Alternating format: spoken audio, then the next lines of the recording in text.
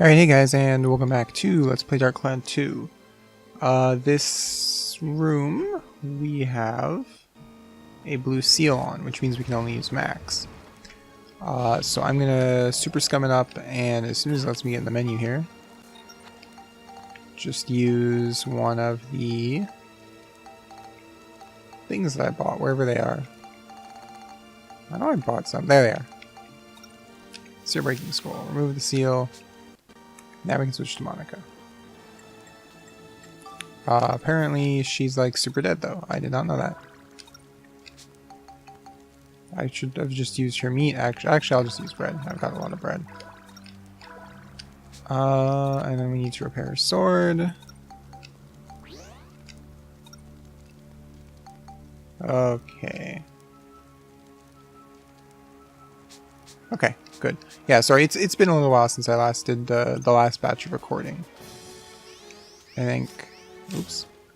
It's also been a little while since I played here. How do I attack? Nope. It actually hasn't been that long since I like recorded. I've played like 3 or 4 other games since then, so I'm having trouble remembering how to play. Okay, this is not good. 1, 2, 3, 4, 5, and 6. Oh, there we go. Okay, whew. That was embarrassingly bad. Alright, let me figure out my controls. Block, swing. I think I've got it. Okay.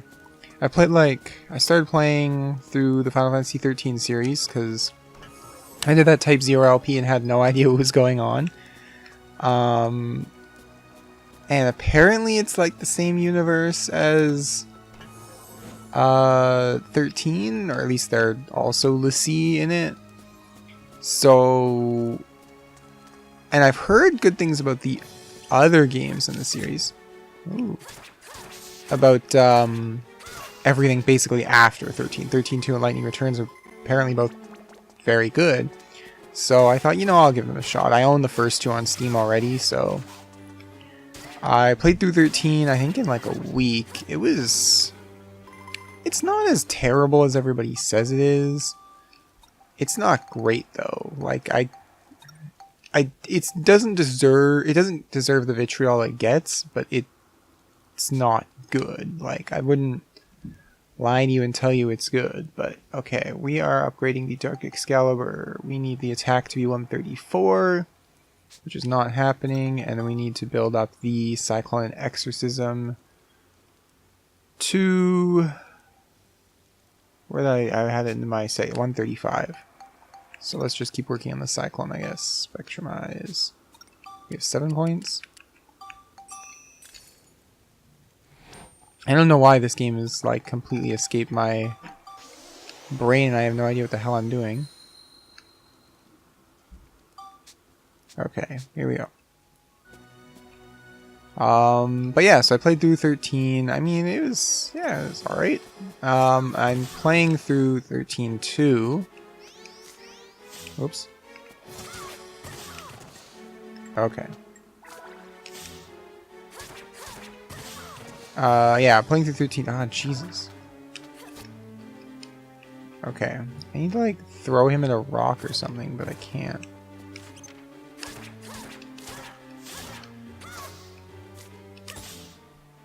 Okay. There we go. Playing through 13.2 right now. 13.2 definitely seems a lot better so far. There's a lot more depth to basically everything going on. The maps are a little less linear, which, I mean, seems to be the biggest complaint. I think there are worse things with going on with 13 than running in a straight line, but...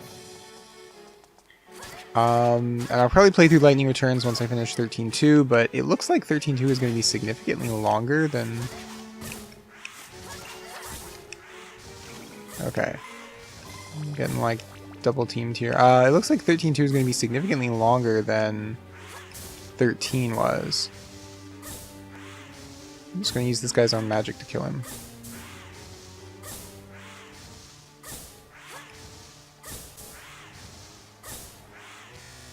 And 3, shoot. Alright.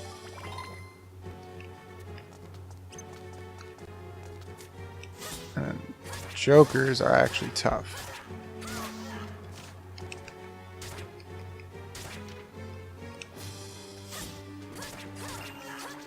Okay. Are there no diamonds on this level? I still need to recruit a diamond.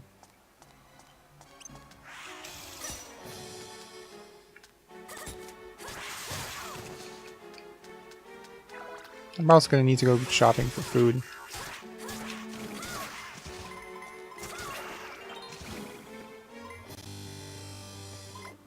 Alright. And I mean, I'm enjoying 13 too. It's not terrible. It's definitely better than 13. I'll definitely play through Lightning Returns when it... Oh, it's already out on Steam. When I finish 13.2, I'll pick it up and play through it. I'm also playing through Final Fantasy Explorers on the 3DS, because that just came out, like, I guess, literally a week before this video goes up. It's not exactly great. It's just Monster Hunter, and I was never too big on Monster Hunter. But I figured, well, if I'm going to get into Monster Hunter at all, it's going to be with Square's Monster Hunter. And I can dig it. It's just... I think I just beat Ifrit... No, I just beat Shiva. And I've been grinding her to get the Genova cells so I can craft Sephiroth's gear, because that seems to be the only unique gear I can reasonably craft right now. Because I don't have anybody else that plays the game. Ah, shit. Wasted a turkey. Or a chicken, or whatever it is. So I don't really have anybody else I can play with, so I can't just, like, start fighting bosses right away. So I try and, like, redo a couple old things so I can get some stuff done. Get levels up and things. I want to level up my weapon. That's what I'm trying to do here. 7 more Cyclone. So, I mean, it's okay. There's a lot going on. There's, like, you have to level up your monsters. You have to level up your gear, which upgrading gear goes super slow. You have your abilities you have to upgrade and, like, mutate. And there's a lot going on. Can I, like, not put this up? Oh, right, I need to kill a Moonjo and an Evil Male. Okay. Never mind. Are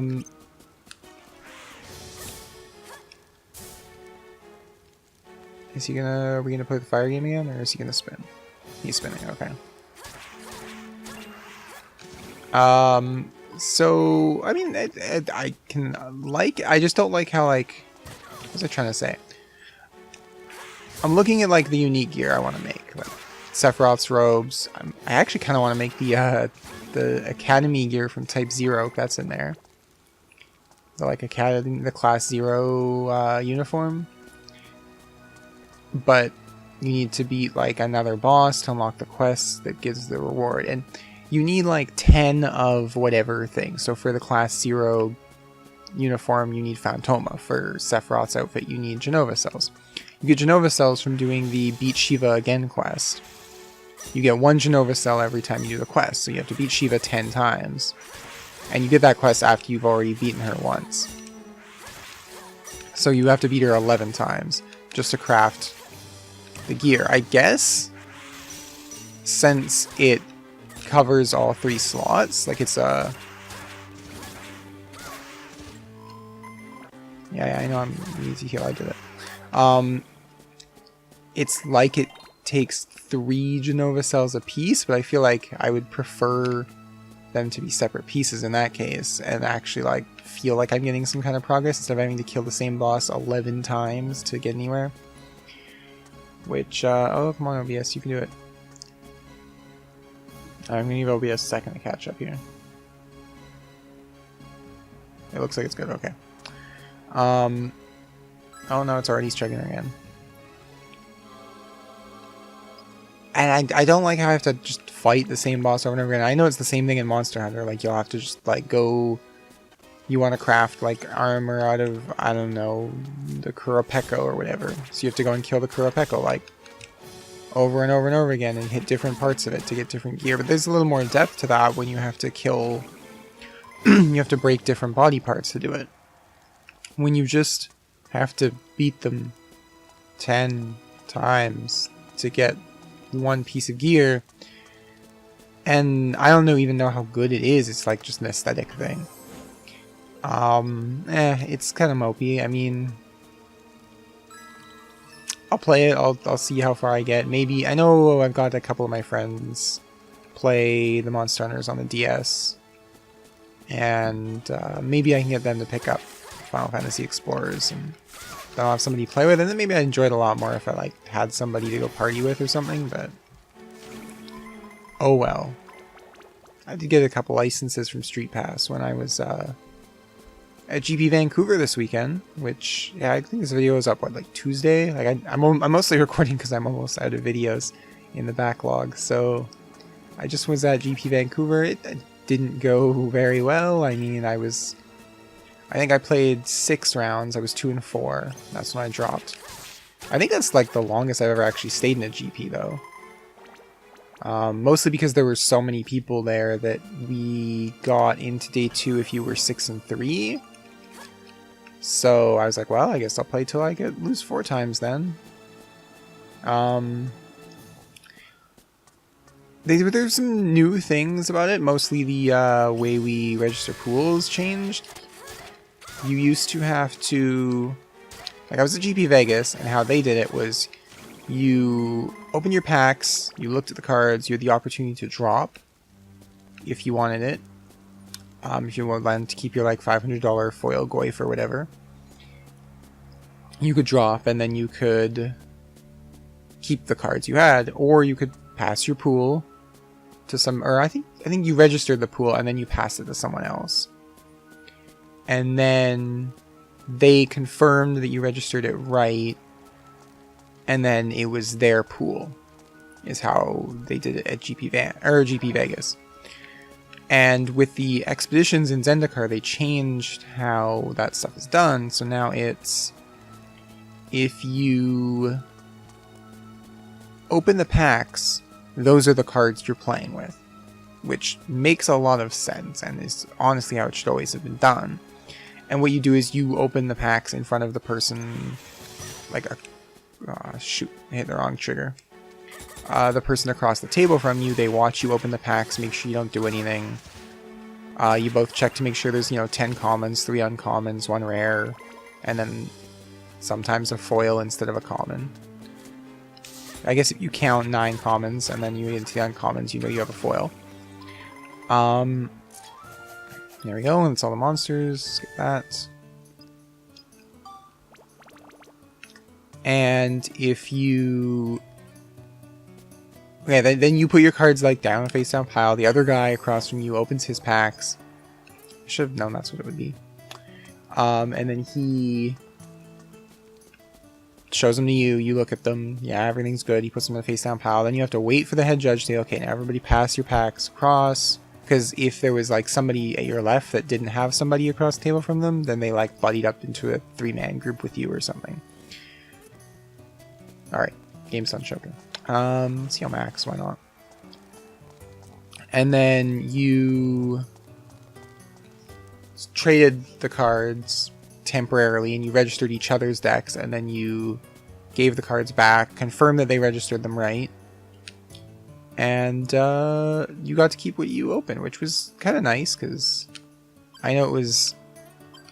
I think a lot of it might have stemmed from... Oh, jeez. That was a terrible shot. And we're backwards. Great. Can I ricochet it? I want to ricochet it this way. This looks like it might actually work. Boom. That's almost exactly what I wanted with the first shot. Could have been better, I mean, but whatever. Okay, we want to go somewhere down there.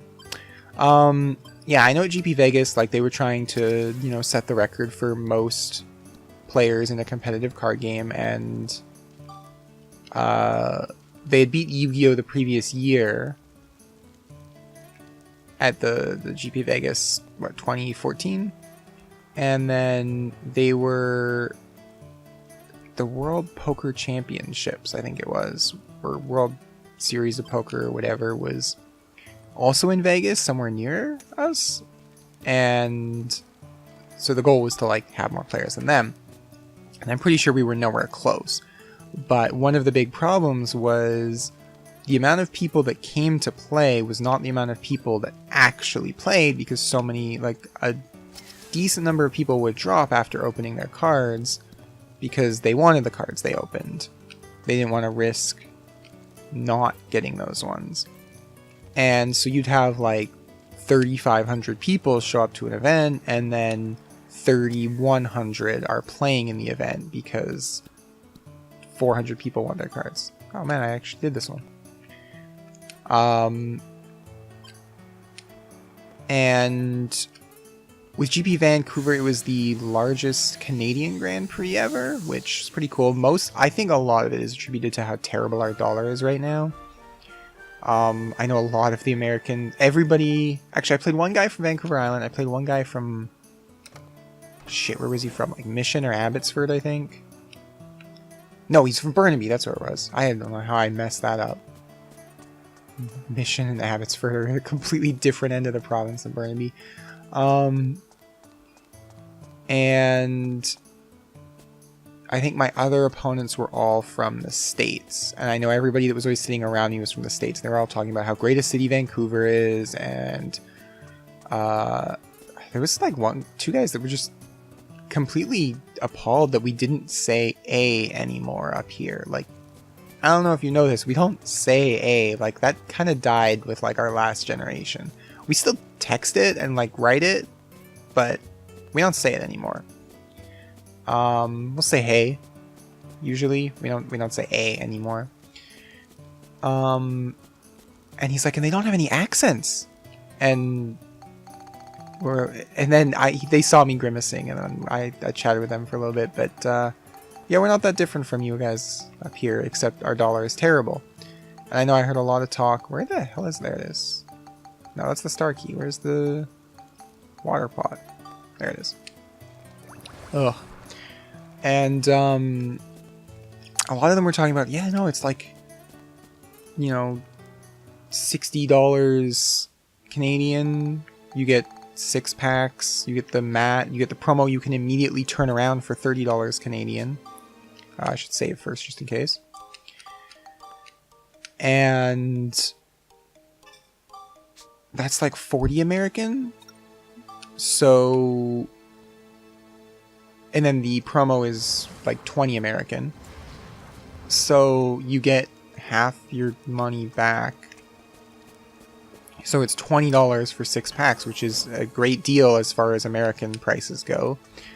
For Canadians, it was far less of a great deal. I'm actually going to use the ride pod to take care of these guys. I don't want to screw around here.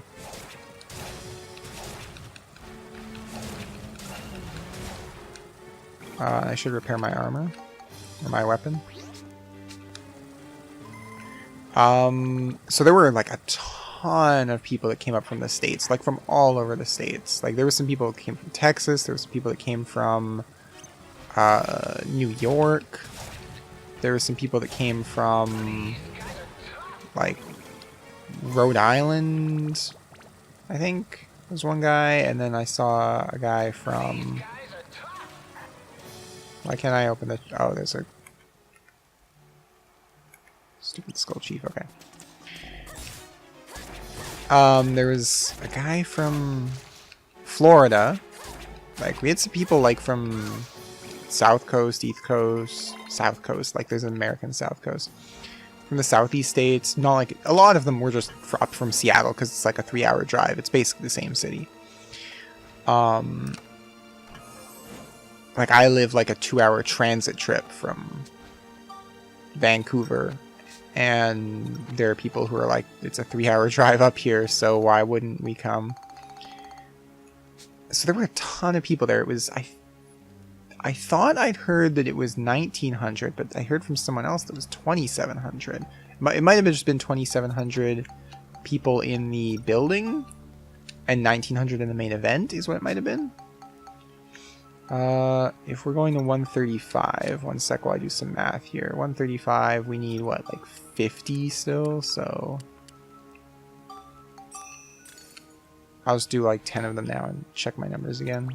I'm trying to think about when I'm talking about my train of thought while also doing math. And then like projections. Okay, so if I add 4 more, that's going to be 12. That'll take me to 130. Which is not 135. It is less than 135. You can write that down on your math tests. If you ever take a math test again. 130 less than 135. Boom, instant A. So yeah, there were a ton of people who were up from the States, which was really cool. For them, I guess. I mean, I guess it's good for our economy, but I mean, I don't imagine one like magic event is just suddenly going to fix our dollar, but you know, every little bit helps when our dollar is as bad as it is. And what they did instead of they like had us all over there were some problems with the event. I'm like completely falling apart as I try and like I was thinking about switching to Monica while trying to talk about what I was going to talk about next. There he is. There were some problems with the main event, notably the fact that like there were so many of us that we had to open up another chunk of the hall to fit everybody. So the vendors were up against a wall, but they had to open the wall up. So and they put the other tables on the other side of the vendors. So instead of having the vendors move everything so that the players could find seats easily, they kept the vendors where they were and just added tables on the other side of the vendors. So sometimes you'd be like, oh, my table is, you know, 572. And you'd walk down along the one side of the vendors and you'd be like, okay, it ends at the vendors at 560. So 572 is on the other side of the vendors. So now I have to walk all the way around the vendors, which there's tons of people who are not even competing that are in your way, and it was a little tedious. There were all sorts of logistical issues with, which there always are at giant events like this. I know GP Vegas had all sorts of problems on the judges' end with running the event, and there were definitely some at GP Van. I think nearly every round went to time plus 20 minutes, which normally it does not take 20 minutes for the next round to start after the time has been called. Like, time is just 5 turns. It shouldn't take that long to finish all the games, and then you're just basically waiting for everybody to bring their slips in. And what we ended up having was a ton of, like, every round you could see the clock and you could see that it had been 20 minutes since time ran out, and then you just hear the announcement, the last slip has been turned in, we'll have pairings posted soon. And you're like, oh my god, seriously? Like, it took you guys 20 minutes, and like, I know there was one guy who was like, that means it took, what, 4 minutes a turn? Like, can people not play faster? And I pointed out to him, like, no, what it probably is there's probably time extensions on matches. Like, you know, somebody has a question, they have to wait for the judge to come over, the judge looks into it, maybe it's a really, like, problematic question. The judge has to go and confer with somebody else. They come back, they give a ruling, the person doesn't like it, they appeal, the head judge has to come and look at it, the head judge thinks about it for a minute, he sends his thing, then they get their extension for however long that took, and then they don't go into turns until their extension is up, and then so time gets called, they have an extension, so they have to call a judge over, say, okay, we have like a 8-minute extension. The judge says, okay. I think I can use Monica for this guy.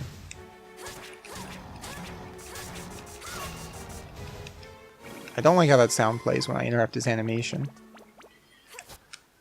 So yeah, like every round was like, so instead of having 9 50-minute rounds, what you were having was 9 70-minute rounds at minimum. Because you still had to wait for pairings, you still had to like move to your table, you still had to wait for the next round to start. Like, it was easily like an hour and a half for every round. So the event starts at 9, and you got 9 rounds that are an hour and a half each. like there were a lot of people who were dropping before they'd gotten 4 losses because, like, why? If you know you're not going to, you have no confidence in yourself, you know you're not going to do well, you're just kind of here for the experience of being in the event, then, you know, why not just drop early and go do something else? I know there was a like a bonus sealed event you could compete in if you were in the main event, where instead of $40, it was only $20 if you were... Oh shit, I used another meat. If you were in the main event. Where's the clock hand? There it is. So, I actually did not drop. I didn't hear about that till like 10 minutes after it started, when my opponent for round 4 was like, hey, so why didn't you drop? And go into the, like, super sealed rebound, whatever the hell the event was called. I'm like, the what? And he's like, yeah, no, there's, if you're in the main event, there's a rebound sealed for people who, you know, went 0-4 and drop, and it's only $20 if you're in the main event. I'm like, $20 Canadian? He's like, yeah, $20 Canadian for 6 more packs. I'm like, that's a good deal at Canadian prices.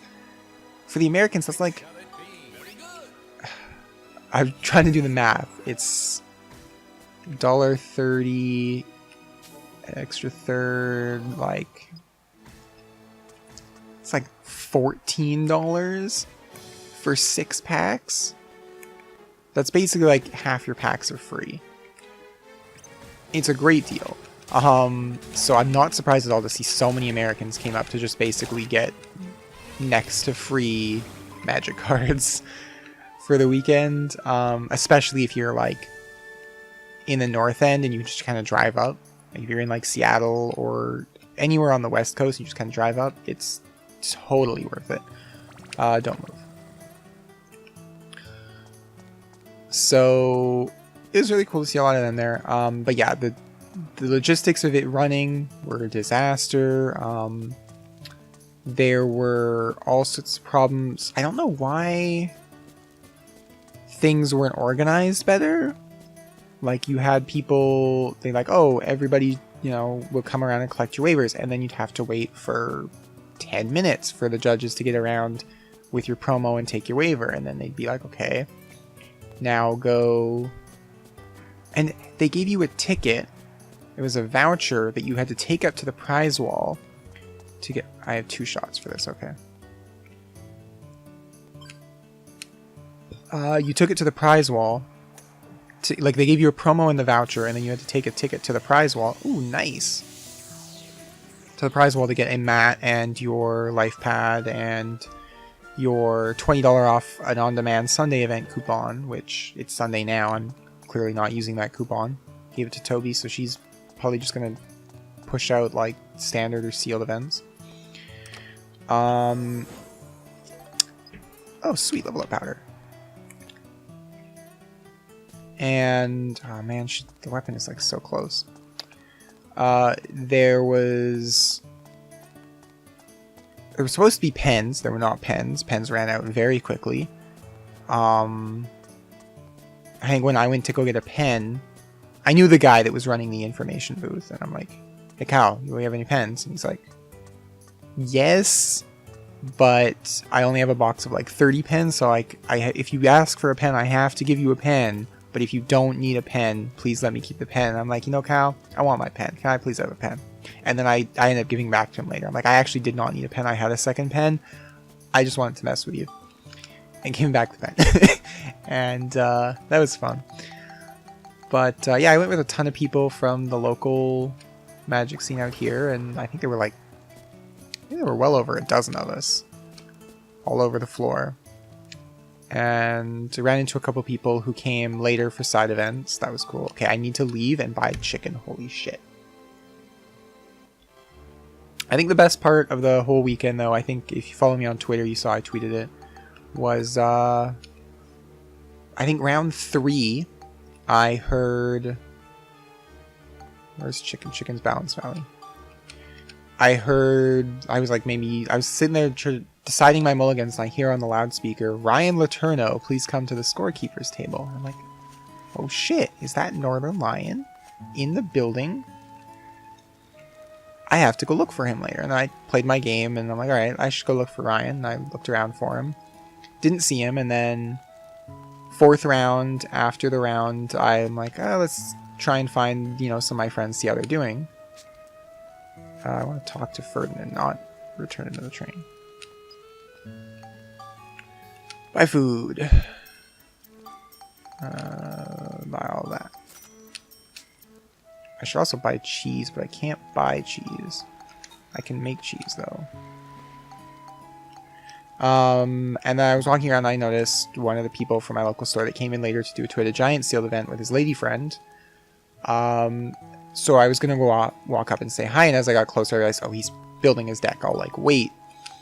I need flour, water element, tasty water. 130 flour, 10 tasty water. So we're going to move to Palm Brinks, because I think I can buy flour there. And I look, I'm like, okay, so I'll like walk by and I'll just keep an eye on him and I'll come say hi once he's done his deck. I don't want to like, you know, mess him up or anything. And as I'm walking up by him, I notice a small little Korean girl and a balding man trying to hide his balding head under his baseball cap. And that is when I realized that they were actually sitting across from Kate and Ryan, and I needed, what, 130? I'm just going to buy like 150. I'll load up on more bread while I'm here. And I need like tasty water. And so I'm like, okay, well, I want to say hi to them, but I should wait until they're also not deck building. And I went back later when I had time, because I think after the next round I was like, okay, I'm starving, and I finished very quickly. I'm going to go get food. And while I was eating and stuffing my face, I saw Ryan had been like 2 people behind me in line the whole time, and then I saw him walking away, and it's like, ah, shit, I'll go find him in a minute.